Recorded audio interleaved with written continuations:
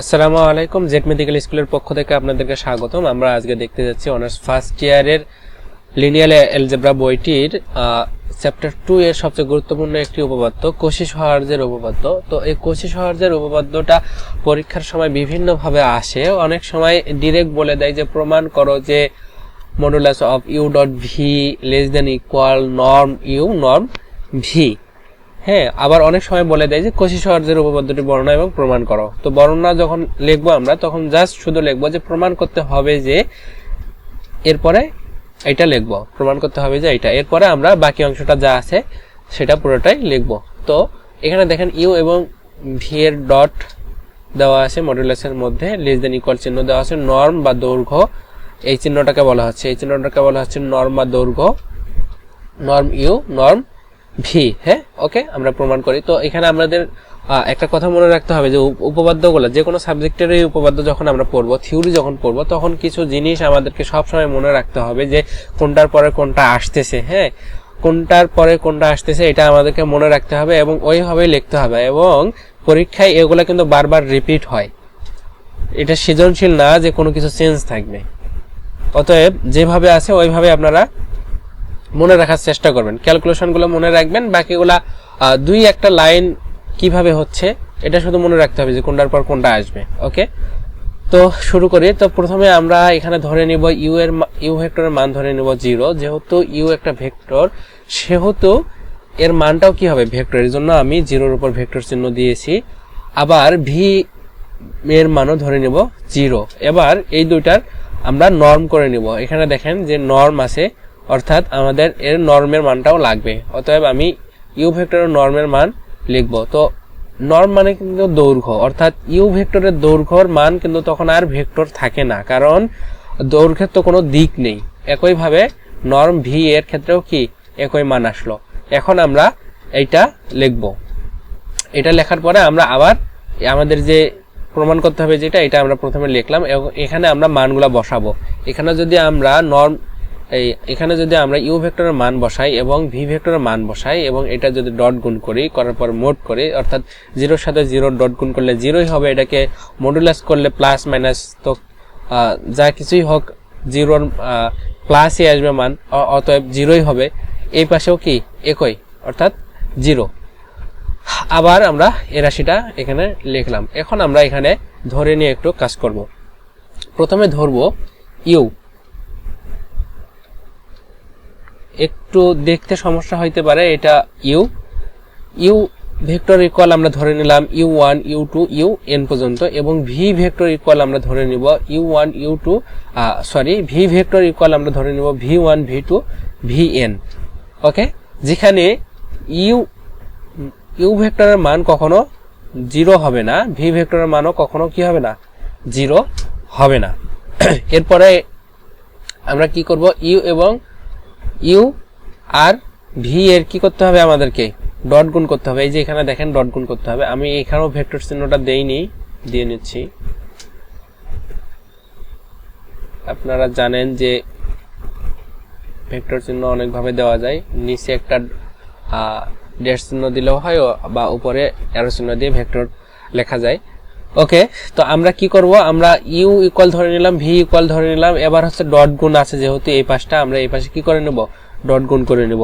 ওকে, তাহলে you vector এবং v ভেক্টরের ডট গুণ কি হয় বলেন তো, যে ইউ এর প্রথম পদ এবং ইউ এর প্রথম পদ ভি এর প্রথম পদ গুণ হবে, এরপর একটা প্লাস চিহ্ন আসবে।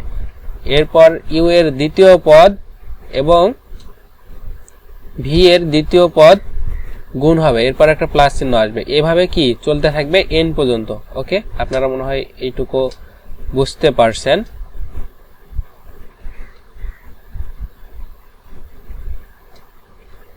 এরপরে আমরা কি করব, দেখেন এখানে আমাদের কি আছে, মডুলাস আছে না, অতএব আমাদেরকে মডুলাসের মান বের করতে হবে। অতএব আমরা কি করব, এই দুই পাশে মডুলাস করে নেব। যেহেতু মডুলাস, এখানে তো মডুলাস ছিল না, কিন্তু আমাদের তো প্রমাণ করতে হবে মডুলাস নিয়ে আসতে হবে, এই জন্য আমরা কি দুই পাশেই মডুলাস দিয়ে নেব। এই পাশে মডুলাস দিব, এই পাশেও মডুলাস দিব। এরপরে আমরা কি করব, এরপরে দেখেন এটা হচ্ছে ফান্ডামেন্টাল পাবেন মৌলিক অসমতা অধ্যায়ে একটা সূত্র আছে, সেটা হচ্ছে যদি এরকম থাকে এটাকে আমরা এককভাবে লিখতে হবে। অর্থাৎ এখানে একটু দেখেন, ভালোভাবে বুঝতে পারবেন।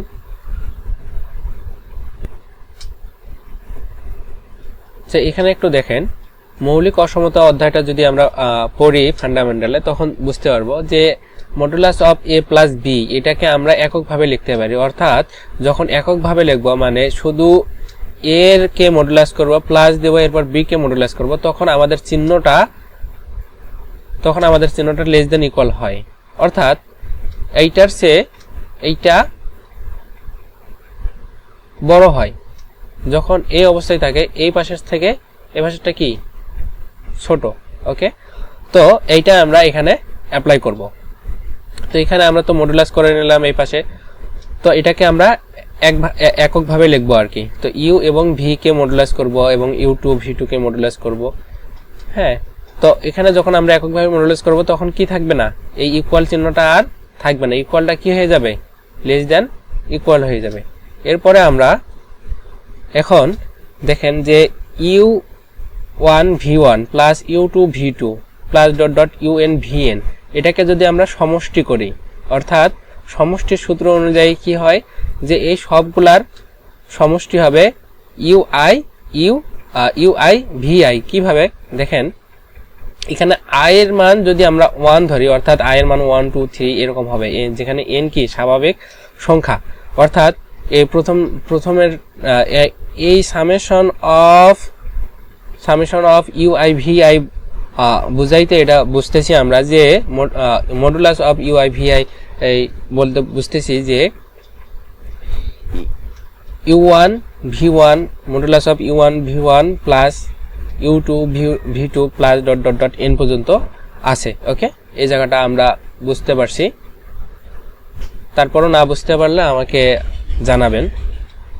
এরপরে দেখেন, এখান থেকে একটা পার্ট, আপনারা এটা মনে রাখবেন, এখান থেকে একটা পার্ট। ওকে, আমরা এখন দ্বিতীয় অংশে যাব। দ্বিতীয় অংশে, প্রশ্নের দ্বিতীয় অংশে না, আমাদের যে অঙ্কটা মনে রাখতে হবে, যেভাবে মনে রাখবো আমরা, এটার দ্বিতীয় অংশে যাচ্ছে। এখন আমরা আবার ধরে নেব যে এখন ধরবো আমরা a minus b whole square greater than equal 0। এটা আমরা ধরে নিলাম যে a minus b whole square greater than equal 0, যেখানে a আর b স্বাভাবিক সংখ্যা, হ্যাঁ, রিয়েল নাম্বার, বাস্তব সংখ্যা, সরি স্বাভাবিক সংখ্যা না, বাস্তব সংখ্যা। তো a মাইনাস বি হোল স্কোয়ারের সূত্র কি আমরা জানি, a square minus 2ab plus b square, এরপরে গ্রেটার দেন ইকুয়াল 0 যেটা আছে সেটাই লিখবো।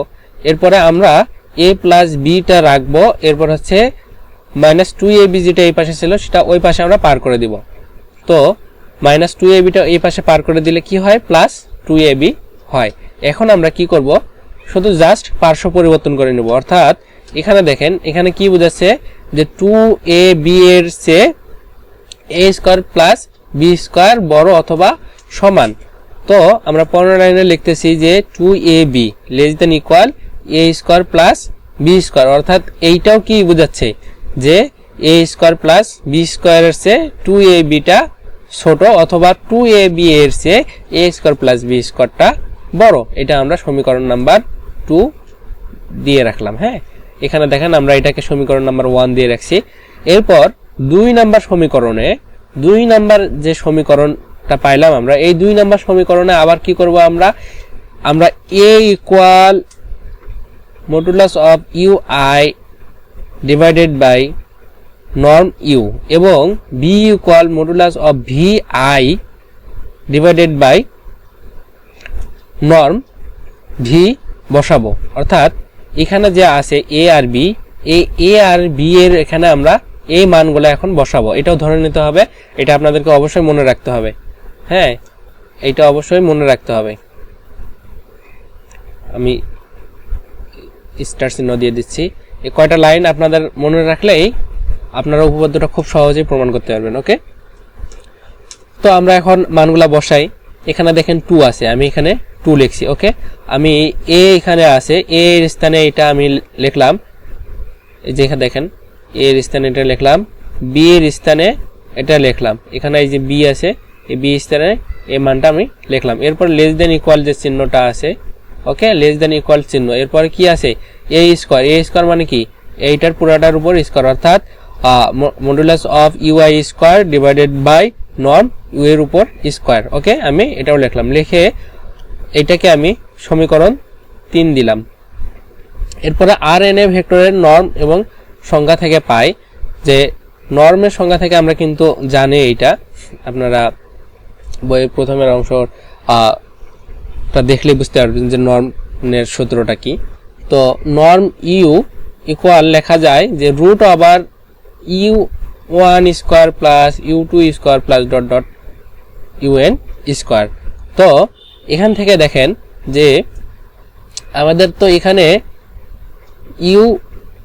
ইউ এর উপর মডুলাস অফ ইউ এর নর্ম ইউ এর উপর স্কয়ার আছে, অর্থাৎ আমাদেরকে এটাকে স্কয়ার বানিয়ে নিতে হবে। তো আমরা স্কয়ার করি, স্কয়ার করলে কি হয়, এই রুটটা উঠে যায়, দুই পাশে যদি বর্গ করি তখন শুধু এটা থাকে। এবং এইটা দেখেন, এইটা আবার এইটাকে যদি আমরা সামেশন করি তাহলে কি লেখা যায়, এটাকে আবার আগের মতো করে লেখা যায় যে যেহেতু u1 u2 un পর্যন্ত স্কয়ার, অর্থাৎ যেখানে n হবে স্বাভাবিক সংখ্যা এবং i যদি ইকুয়াল 1 লিখি তাহলে ui স্কয়ার আমরা এটা লিখতে পারি। এরপর ইকুয়াল চিহ্ন দিয়ে আমরা কি লিখব, যে এটাকে আমরা যদি আবার মডুলাস করি তাহলে আমাদের কোনো সমস্যা নাই। একইভাবে আমরা যেহেতু ইউ এর নর্ম ইউ স্কয়ারের মান বের করতে পারছি, একইভাবে আমরা ভিটাও লিখতে পারি, যেহেতু এটা এমন হয়েছে ভিটাও কি এমনই হবে। ওকে, এ পর্যন্ত বুঝতে পারছি। আমাদের এবার হচ্ছে তৃতীয় পার্ট, আমাদেরকে মনে রাখার জন্য, অঙ্কের তৃতীয় পার্ট না, আমাদের মনে রাখার জন্য তৃতীয় পার্ট। আমরা এখন কি করব, সমীকরণ যে 3 আমরা যে পাইছি এটা, এই সমীকরণ 3-এ শুধু উপরের অংশ সামেশন প্রয়োগ করব, শুধু উপরের অংশে কি করব, সামেশন প্রয়োগ করব। তো সামেশন প্রয়োগ করলাম সবগুলাতে, দেখেন যে 3টা সমীকরণ 3-এ শুধু আমরা উপরের অংশে সামেশন প্রয়োগ করলাম। আপনারা বুঝতে পারছেন, শুধু সামেশন প্রয়োগ করা হয়েছে, অন্য কোনো কাজ করা হয়নি এখানে। এরপর আমরা দ্বিতীয় লাইনে দেখব যে আমাদের দ্বিতীয় লাইনে যে অংশটা যেমন ছিল, আমি এই অংশটাতে শুধু এখানে দেখেন সামেশন অফ মডুলাস ইউআই এবং ভিআই মডুলাস আলাদা আলাদা ছিল, এটাকে আমরা একসাথে লিখতে পারি, এই জন্য আমরা একসাথে লিখলাম। হ্যাঁ, এটা একসাথে লেখা যায়। এরপরে হচ্ছে নিচে যা ছিল তাই আছে। উপরের ক্ষেত্রে আমি কি করছি, এখানে দেখেন আবার যে summation of u i whole square, এটাই ইকুয়াল আমি কি লিখছি, আমি লিখছি norm whole square. Norm whole square কেন লিখছি, নর্ম ইউ হোল স্কয়ার কেন লিখছি, নর্ম ইউ হোল স্কয়ার লেখার কারণ আমরা দেখেন এখানে বের করে নিলাম যে norm u whole square equal summation of u i whole square. হ্যাঁ, এই অংশটা আমি শুধু জাস্ট এখানে বসাইছি। একইভাবে কি এটার ক্ষেত্রে আমরা যা পাইছি summation of modulus V square equal আমরা পাইছি নর্ম ভি ভেক্টর স্কয়ার। হ্যাঁ, ভি ভেক্টর নর্মের ভি ভেক্টরের হোল স্কয়ার পাইছি। এখন আমরা কি করছি যে এখানে দেখেন এখানেও নর্ম ইউ ভেক্টরের হোল স্কয়ার আছে, নিচেও কি নর্ম ইউ ভেক্টরের হোল স্কয়ার আছে, অর্থাৎ এই দুটোকে আমরা কাটাকাটি করতে পারি, কাটাকাটি করলে 1 হয়। একইভাবে এটাকেও কাটাকাটি করতে পারি, কাটাকাটি করলে 1 হয়। ওকে, তাহলে আমরা কি পাইলাম, 2 পাইলাম। এরপর আমরা এখন কি করব, এই পাশে যেটা আছে এখানকার যে 2 আর এই 2টাকে আমরা তো কাটতে পারি, তো কাটলাম, আমি এখানে লিখলাম। এবং এই যে এখানে নিচের যে অংশটা আছে এই অংশটাকে এই পাশে পার করে দিলাম। হ্যাঁ, এই পাশে পার করে দিলাম, অর্থাৎ এখানে ভাগ আছে, এই পাশে গেলে কি হবে, গুণ হবে। তো এইখানে একটা আমি 2 লিখছি, 2 লিখে কাটে দিছি, এটা বুঝতে পারতেছেন না হয়তো বা। তো এইটা এই পাশে পার করে দিলাম, দিলে এই পাশে কি থাকে, শুধু এই অংশটা থাকে আর এই পাশে এইটা থাকে। আবার আমরা যদি এখন 2টা তো কাটলাম, এখন এইটা এবং এইটা থাকতেছে। এখন আবার এই যে summation of modulus u i v i, এটা ইকুয়াল আমরা কি পাইছি বলেন তো, এই যে এই অংশটা পাইছি না, সমীকরণ একটা দেখেন summation of u i v i modulus summation of modulus u i v i integral কি লেখা যায় মডুলাস অফ ইউ ভেক্টর এবং ভি ভেক্টরের ডট গুণ সেটা আমি এখানে লিখলাম হ্যাঁ এরপর লেস দ্যান ইকুয়াল যে চিহ্নটা লেস দ্যান ইকুয়াল চিহ্ন তো আছেই এরপর আমাদের উপরে যেটা ছিল সেটাই লিখলাম আমাদের এটাই প্রমাণ করতে বলছিল আশা করি আপনারা বুঝতে পারছেন আজকের ভিডিওটা এই পর্যন্তই থাকবে পরবর্তী লেকচারে আমরা এরপরে আরেকটি উপপাদ্য আছে গুরুত্বপূর্ণ মিন কস ত্রিভুজ অসমতা এই উপপাদ্যটা দেখব আপনারা যারা এখনো আমাদের এই চ্যানেলটিকে সাবস্ক্রাইব করেননি অবশ্যই সাবস্ক্রাইব করে পাশে থাকবেন ধন্যবাদ আসসালামু আলাইকুম